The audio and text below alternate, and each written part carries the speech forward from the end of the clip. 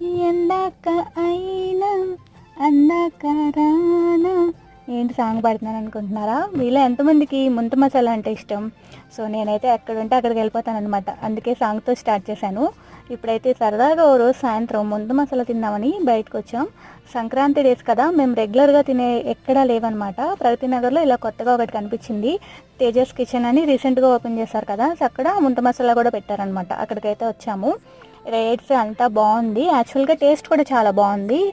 అందుకే మీకు సజెస్ట్ చేస్తున్నా. అక్కడ మీకు వెళ్తే ఫ్రైడ్ రైస్, నూడిల్స్ అన్నీ ఒకేసారి తీసేసుకోవచ్చు. అలాగే ముంత మసాలా తినొచ్చు, అలాగే బర్గర్ కూడా తినొచ్చు అనమాట.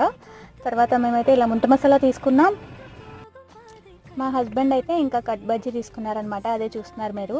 సో నాకైతే చాలా ఇష్టం అండి ముంత మసాలా. ఇప్పటికే చాలా వ్లాగ్స్లో చెప్పాను కదా. మీలో ఎవరికి ఇష్టమో కమెంట్ సెక్షన్లో నాతో షేర్ చేసుకోండి. సేమ్ పించ్ అనుకుందాం. సో నేనైతే చిన్నప్పుడు మా అమ్మమ్మ వాళ్ళ ఊర్లో ఉండి చదువుకునేదాన్ని. అప్పుడైతే చాలా బాగా తినేదాన్ని.